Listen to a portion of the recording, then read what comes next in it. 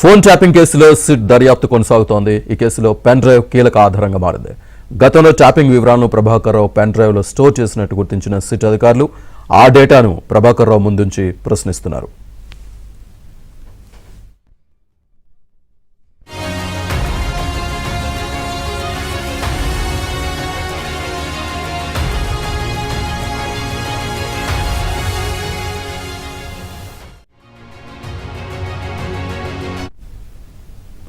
Phone tapping కేసులో SIT దర్యాప్తు కొనసాగుతోంది. ఈ కేసులో పెన్ డ్రైవ్ కీలక ఆధారంగా మారింది. గతంలో ట్యాపింగ్ వివరాలను ప్రభాకర్ రావు పెన్ డ్రైవ్ లో స్టోర్ చేసినట్టుగా గుర్తించిన సిట్ అధికారులు ఆ డేటాను ప్రభాకర్ రావు ముందుంచి ప్రశ్నిస్తున్నారు.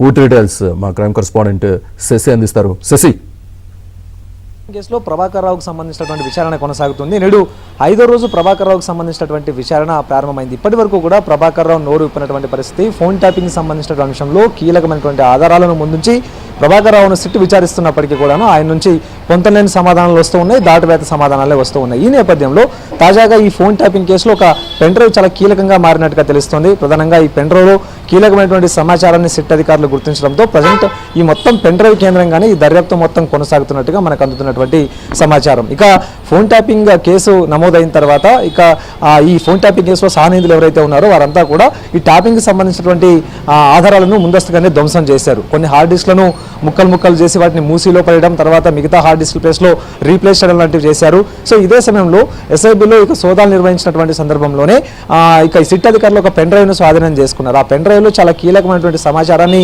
ఇప్పటికే గుర్తించారు. ఆ పెన్ డ్రైవ్ను విశ్లేషించినప్పుడు అందులో వేలాది కాంటాక్ట్ నంబర్లను ఇటు సిట్ అధికారులు గుర్తించారు.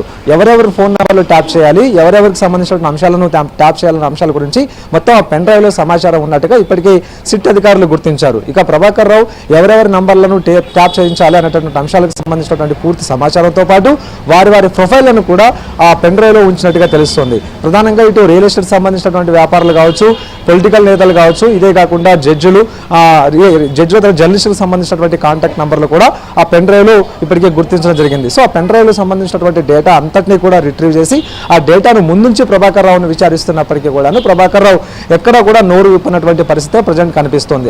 అందులో ఉండేటటువంటి పెన్ డ్రైవ్లో ఉండేటటువంటి డేటానే ఇప్పుడు ఫోన్ ట్యాపింగ్ కేసుకు కీలకమైనటువంటి ఆధారంగా మారేటటువంటి అవకాశం ఉంది.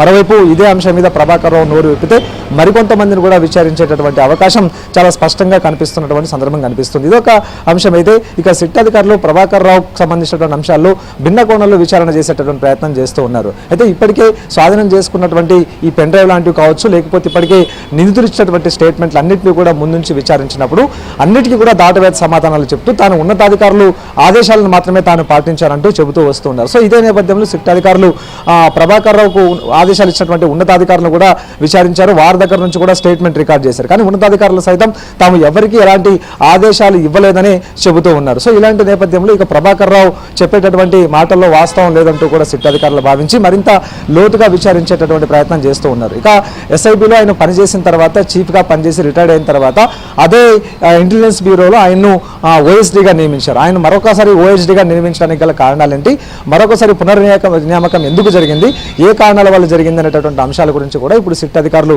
విచారణ కొనసాగిస్తూ ఉన్నారు. సో మొత్తం ఇదొక అంశం అయితే ఇప్పుడు ఈ పెన్ డ్రైవ్ చాలా కీలకంగా మారేటటువంటి అవకాశం అయితే ఉంది. ఇప్పటివరకు ఫోన్ ట్యాపింగ్ కేసులో ఆధారాలు లేవు అంటూ ఒకవైపు వాదోపవాదాలు నడుస్తున్నటువంటి సందర్భంలో ఇప్పుడు పెన్ డ్రైవ్ చాలా కీలకంగా మారేటటువంటి అవకాశం అవుతుంది. ఇప్పటికే ఆ పెన్ డ్రైవ్లో వేలాది కాంటాక్ట్ నెంబర్లు ఉన్నాయి, వేలాది మందికి సంబంధించినటువంటి ప్రొఫైల్స్ కూడా అందులో ఉన్నటువంటి సందర్భంలో ఆ డేటాను అంతటినీ కూడా ముందుంచి ఇప్పుడు ప్రభాకర్ రావును విచారిస్తూ ఉన్నారు.